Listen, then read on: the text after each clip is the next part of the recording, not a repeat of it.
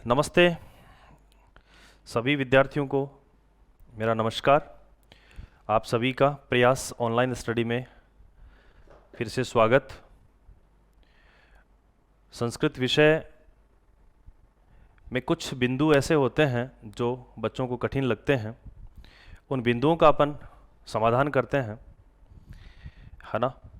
और जब प्रॉपर बात आपके समझ में आए या कुछ एडवांस में आपको कुछ समझना हो तो प्लीज़ थोड़ा सा शेयर करके आप बता देंगे तो थोड़ा सा ठीक रहेगा, जिससे मैं आपकी समस्याओं का समाधान कर पाऊँ। संस्कृत विषय में जो भी टॉपिक आपको यूँ लगे कि ये हमारे लिए थोड़ी समस्या का कारण बन चुका है, तो वो आप मुझे शेयर करके थोड़ा बता दीजिएगा, जिससे मैं सरल से सरलतम तरीके से वो बात आप तक पहुंचा पाऊं। और मैं आपसे आशा भी रखता हूं इस बात की कि भाई जब प्रयास इतनी मेहनत कर रही है तो आपकी समस्या का निराकरण होना हमारे लिए सबसे ज़्यादा बात रहती है। तो आप है ना कमेंट के माध्यम से थोड़ा सा यूं बता दें कि भाई ये टॉपिक सर हमारा कठिन चलता है, तो इसमें आप हमें थोड़ी सहायता प्रदान करें, तो हम अपनी तरफ से बेस्ट देने की कोशिश करेंगे। ठीक है, आशा करता हूँ। एक जो है मुझे शेयर के द्वारा यूँ मिला कि सर व्यंजन संधि में एक संधि आती है और उस संधि का नाम है जसत्व संधि। उस संधि का जो नाम है वो है आपकी जसत्व संधि। जसत्व संधि।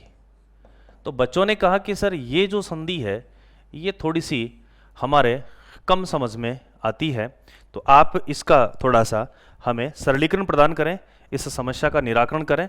तो आज की क्लास में अपन जो है वो जसत्व संधि जो है संस्कृत की उसका अपन समाधान ढूंढते हैं और अच्छे ढंग से इसको सरल करने की कोशिश करते हैं। देखो जसत्व सबसे पहले तो यूँ होता है कि किसी भी टॉपिक का कोई जो नाम पड़ता है तो उस नाम में कोई ना कोई बात छुपी हुई होती है।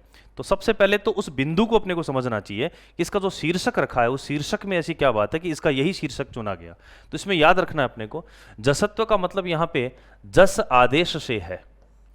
जस आदेश से है। जस एक प्रत्याहार है और जस प्रत्याहार के अंदर जैसे लेके से तक के जो वर्ण आते हैं वो आपके आते हैं कौन से?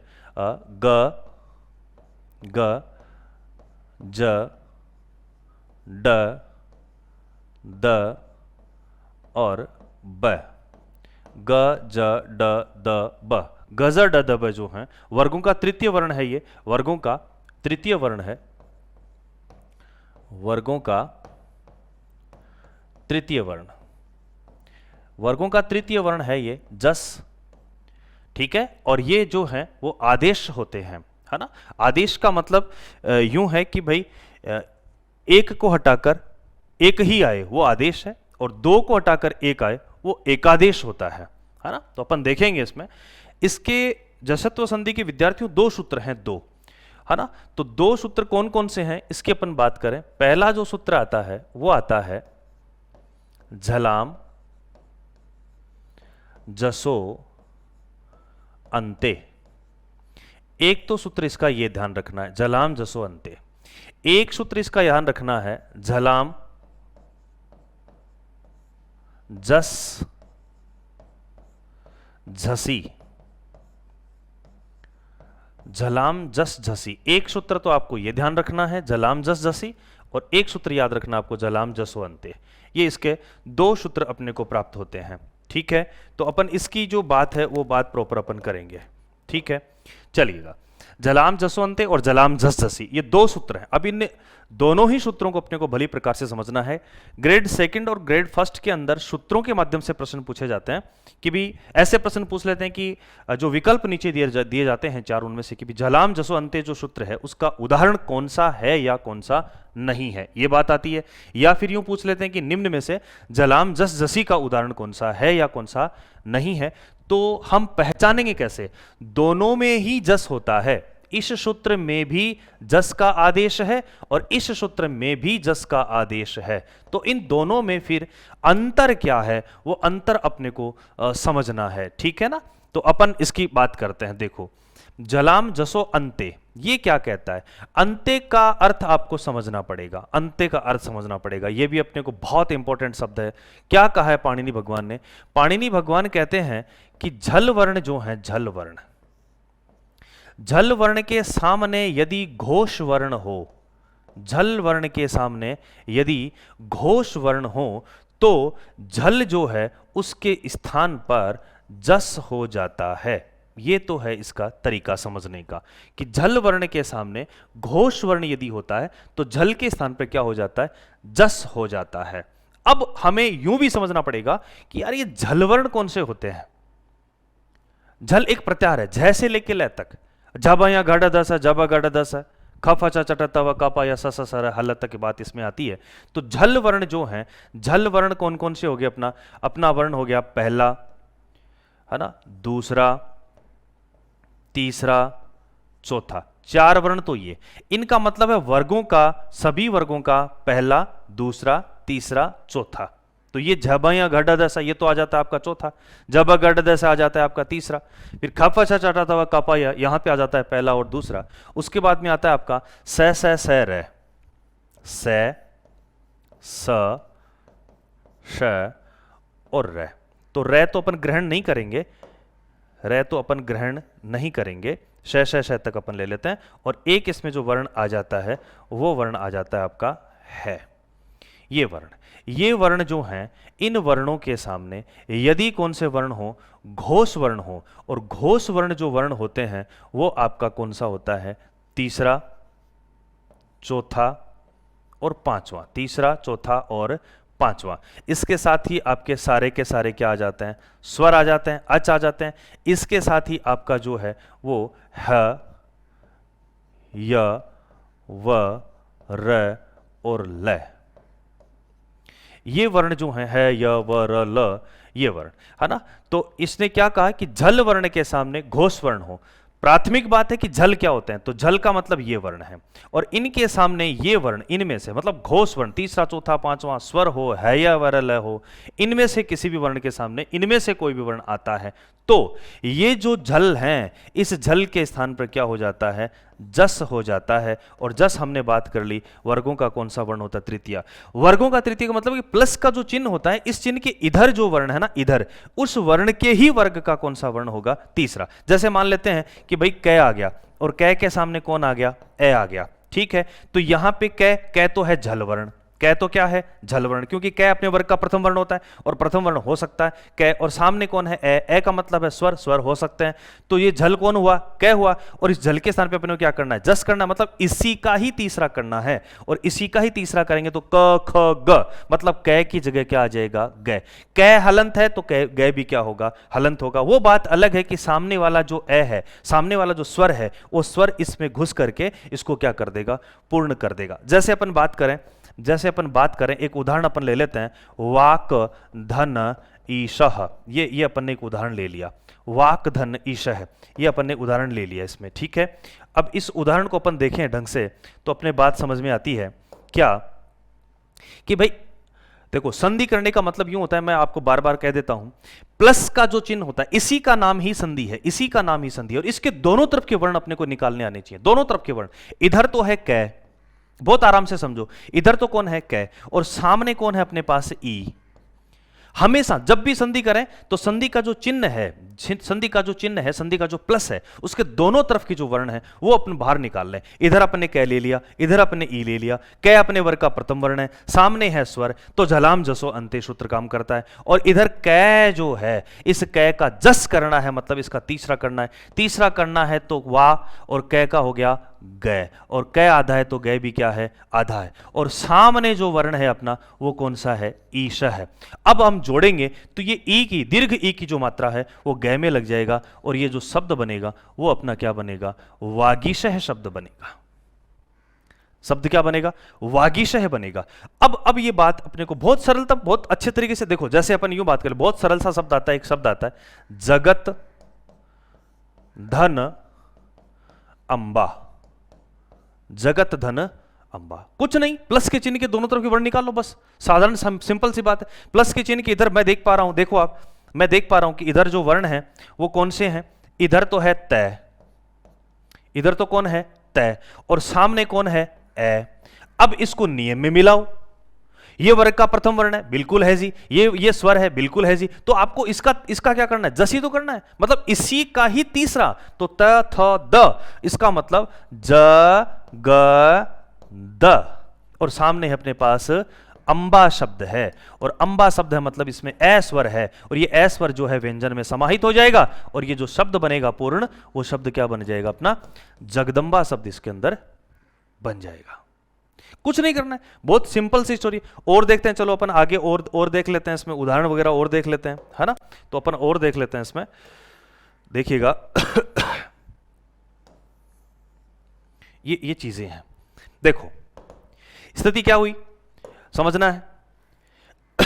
जैसे अपन यूं कर लें, एक और देखना है अपने को। जैसे अपन ने शब्द ले लिया सट धन रसह, सट धन रसह, ठीक है। कुछ नहीं करना, वर्ण के दोनों तरफ जो है, प्लस के चिन्ह के दोनों तरफ जो है वो अपने को निकाल लेना है। तो दोनों तरफ, इधर तो है विद्यार्थियों ट, सामने है र। अब सूत्र में देखो, ट वर्ग का प्रथम वर्ण, बिल्कुल झल वर्ण होता है। र मतलब घोष वर्ण है क्या, बिल्कुल है जी, र वर्ण है। तो क्या करना है, नियम के अकॉर्डिंग बात हो रही है, तो ट का तीसरा करना है, और ट का तीसरा करेंगे तो ट का तीसरा होता है ड, और ट क्या है, आधा, तो ड भी क्या होगा, आधा होगा। और सामने अपने पास कौन है, रसह। विद्यार्थियों र एक ऐसा वर्ण है, अगर सामने पूर्ण र है तो इसको जोड़ने का तरीका देखो क्या करेंगे, ध्यान से देखना। जोड़ने का तरीका क्या होगा, स ड आधा, ये रे जो रे एक ऐसा वर्ण होता है जो व्यंजन में समाहित हो सकता है, ये रे लगा दिया, है ना, और आगे अपने से लिख दिया। ये देखो ये शब्द क्या बन गया, सटरस बन गया। जैसे अपन एक शब्द और ले लेते हैं, देखो अपन शब्द ले लेते हैं क्या, देखना जरा, अपन ने शब्द ले लिया सट धन रागह शब्द ले लिया, सट धन रागह शब्द ले लिया। अब इधर देखो, इस इधर तो है कौन, ट, इधर कौन है, र, बात वही है। तो ट का क्या करना है, ड करना है। ट आधा तो ड भी आधा, ये र इसमें आ जाएगा, इससे पहले है स, और इधर र में कौन सी ध्वनि थी, आ, इसके साथ जुड़ जाएगा, और शब्द क्या बनेगा, सडराग है। बहुत सिंपल है। अगर अपने को धैर्य से इन चीज़ों को समझेंगे तो बहुत ही सरलता से ये चीज़ें समझ में आ जाएंगी। और थोड़ा सा अगर इसमें अपन वो कर देते हैं, अव्यवस्थित तरीके से काम कर देते हैं, तो फिर कहानी जो है वो उलट सुलट हो जाती है। ये अपने को समझना है। अब हम बात कर रहे थे एक ये और एक ये, इसमें आपने टुकड़ा जो किया वो, जैसे अपन यूं बात कर लें, एक शब्द लिख देता हूं, अच धन अंतः, है ना। एक आपने लिखा था वाक धन ईश्वरी, वाक धन ईश्वरी। इसी प्रकार आपने शब्द लिखा था जगत धन अंबा, जगत धन अंबा। इसी प्रकार अपन एक शब्द ले लेते हैं सट धन आनन। इस प्रकार आपने शब्द ले लिया, ठीक है। अब इनमें और इनमें अंतर क्या है वो थोड़ा सा मैं आपको और स्पष्ट कर दूं। इसमें यह सूत्र क्या कहता है, यह सूत्र कहता है कि झल वर्ण के सामने झस वर्ण हो, झलाम झस झसी, झल वर्ण के सामने क्या हो, झस वर्ण। झल वर्ण के सामने झस होता है तो झल की जगह क्या हो जाता है, जस। क्लियर है, झल तो वही वर्ण है, वही 1 2 3 4 स है, वो झल है, और सामने क्या है, झस। अब झस के बारे में सोचना है, तो झस के बारे में सोचना है, झस वर्ण कौन से होंगे। देखो झब यहाँ घड़ा दस है, जब गड़ा दस है, झब यहाँ घड़ा दस है, जब गड़ा दस है, दशते खत्म हो जाता है, मतलब वर्गों का तीसरा और चौथा वर्ण। यहां जो झल के सामने होगा वो तीसरा और चौथा होगा। अब आप कहोगे सर तीसरा और चौथा तो यहां पर भी है, तीसरा और चौथा यहां है, हम कैसे समझ पाएंगे। अब बात जो आती है, अब हमारा शब्द कौन काम में आएगा, अंत्य शब्द काम में आएगा। विद्यार्थियों ये जो सूत्र काम करता है ये पदांत में काम करता है। ये कहां काम करता है, पदांत में काम करता है, और ये जो सूत्र काम करता है वो अपदांत में काम करता है। अब जो पहली बार पढ़ने जा रहे हैं वो ये सोचेंगे यार ये पदांत क्या होता है और अपदांत क्या होता है। शब्द थोड़ा टिपिकल लगता है, कठिन लगता है, यार ये क्या बात हुई, यहां भी तीसरा चौथा, यहां भी जल, यहां भी जल और तीसरा चौथा, और ये बात गुरुजी ने नहीं कर दी, एक तो पदांत की बात कर दी और एक अपदांत की बात कर दी, ये क्या चक्कर है। तो समझे अपन इसको, पदांत का मतलब पद का अंत, पद का पद, संस्कृत में शब्द को ही पद कहते हैं, और शब्द का अंत, पद का अंत उसका होता है जिसका एक एक संपूर्ण अर्थ हो, एक पूर्ण अर्थ हो, जिस शब्द का, जिस वर्ण समूह का एक पूर्ण अर्थ संपादित होता है, वो तो है पद, और उसका हो गया अंत, इसको कहते हैं पदांत। और अगर ऐसा शब्द जो दो आपस में मिलकर के ही एक पूर्ण शब्द बनाते हैं तब जाके उसका अर्थ निकलता है, अन्यथा टुकड़ों का तो कोई अर्थ ही नहीं निकलता, वो होता है अपदांत। जैसे जैसे देखो, इसमें अपन यूं कर लें, बुद्ध धन धी है। अब मुझे एक बात बताओ यार, जैसे जैसे अपन यूं कर लें, शुद्ध धन धी है, जैसे क्रुद्ध धन क्रुद्ध धन ध है, इसको भी अपने को करना पड़ेगा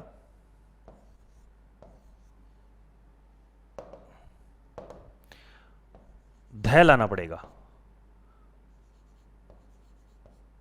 ये बुद्ध धन धी, शुद्ध धन धी और क्रुद्ध धन ध हो गया। विद्यार्थियों, मैं आपको स्पष्ट कर दूं कि यहां न तो इस बुद्ध का कोई अर्थ होगा, न इस धी का कोई अर्थ होगा, न शुद्ध का, न धी का, न क्रुद्ध का, न ध का।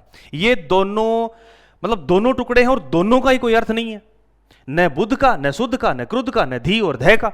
खुद का कोई अर्थ नहीं है। जब तक ये दोनों पद आपस में जुड़ करके एक पद नहीं बना लेंगे, तब तक ये अपूर्ण पद हैं, इनका कोई अर्थ ही नहीं है, अपूर्ण पद है, इसलिए कहते हैं अपदांत। मतलब इन पदों का अभी तक क्या नहीं हुआ है, अंत नहीं हुआ है। अंत होने का मतलब इनका स्वयं का, खुद का, निज का कोई अर्थ नहीं है। जब तक ये दोनों पद आपस में जुड़ेंगे नहीं, मिलेंगे नहीं, तब तक इनका कोई अर्थ नहीं होगा, और जब तक इनका कोई अर्थ नहीं है, अतः वो क्या है, अपदांत है। और यहां आप देख पा रहे हैं, अच का मतलब स्वर होता है, अंत का एक अर्थ होता है, वाक का मतलब वाणी होता है, ईश्वरी का मतलब भगवती होता है, जगत का मतलब संसार होता है, अंबा का मतलब मां होता है, सठ का मतलब छह होता है, आनंद मतलब मुख होता है। इनका खुद का अर्थ है, इसलिए ये हैं पदांत। इन पदों का अंत हुआ है, अर्थात इनका एक पूर्ण अर्थ है, और यहां पे इनका पूर्ण अर्थ प्रदान नहीं होता है, अतः ये क्या है, अपदांत है। और जब अपदांत शब्द होंगे तो सूत्र काम आएगा जलाम जस जसी, और पदांत होंगे तो सूत्र काम आएगा जलाम जसो अंते। ये अंतर अपने को अच्छे से समझना पड़ेगा।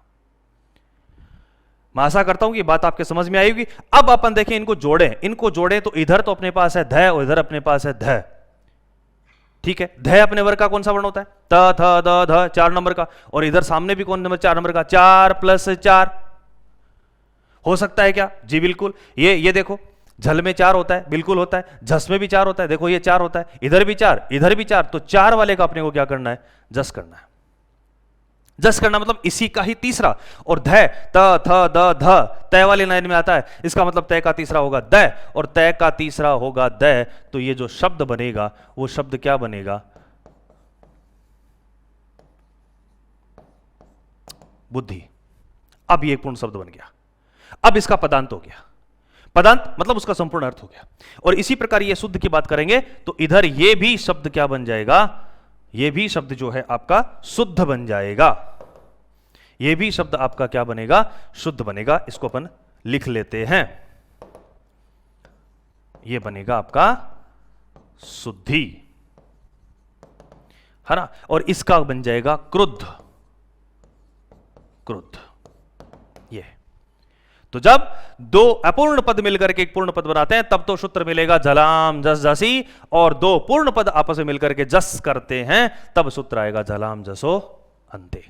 कुछ बातें और है इसमें छुपी हुई हैं, इसमें अपन देखते हैं कि इसमें है एक तो ये समझना है, और एक है 5वां वर्ण। झल वर्ण के सामने जब 5वां या है वर्ण होता है तब अन्य परिवर्तन भी होते हैं, वो भी अपने को बहुत अच्छे समझना चाहिए। जैसे अपन बात करें इसमें बात करें अच प्लस ह्रस्व, तो अब क्या होगा, जब है सामने होता है तो कार्य विकल्प से होता है। यहां पे सूत्र आता है झयो हो अन्यतरशाम, झयो हो अन्यतरशाम, और अन्यतरशाम शब्द का मतलब होता है विकल्प से, वा अथवा से, अथवा का मतलब यहां पे विकल्प से काम होंगे। विकल्प से काम मतलब एक बार तो जस होगा और एक बार पूर्व सवर्ण संधि भी इसमें हो जाती है, और पूर्व सवर्ण का मतलब जस होगा तो चय का तो हो जाएगा तीसरा जय, और है चय का ही चौथा, इसको कहते हैं पूर्व स्वर्ण, पहले का ही चौथा है की जगह, और इसका चय का चौथा होता है झ, और इसमें लगा हुआ है रे, ये रे लिख दिया और ये शब्द बन गया अझ्रस्व। ये भी एक नियम आता है। और सामने यदि पांचवां वर्ण है, सामने यदि कौन सा वर्ण है, पांचवां वर्ण है, तो इसमें भी बात आती है कि इधर जो वर्ण होता है उसी वर्ण के वर्ग का कौन सा हो जाता है, पांचवां वर्ण भी हो जाता है। तो इसमें कहते हैं यरो अनुनासिके अनुनासिको वाह, इसमें सूत्र काम आता है, जो अपन अगले उसमें करेंगे, क्लास में करेंगे। यहां अगर कोई समस्या आपकी रही हो तो वो कमेंट के माध्यम से मुझे बताएंगे, और कोई आपकी समस्या का कोई प्रोग्राम हो, ऐसा कोई लगे कि भाई ये टॉपिक जो है वो मेरे लिए हार्ड है, तो वो आप मुझे कहेंगे, मैं उसका सरलीकरण करने का पूरा प्रयास करूंगा। आपका प्रेम स्नेह मेरे साथियों बना रहे। आशा करता हूं कि आप लोगों को ये वीडियो समझ में आया होगा, और भी कुछ आप समझना चाहते हैं तो मैं राजेश पालावत आपके लिए हर समय तैयार रहूंगा। साधुवाद, धन्यवाद, जय हिंद, जय प्रयास।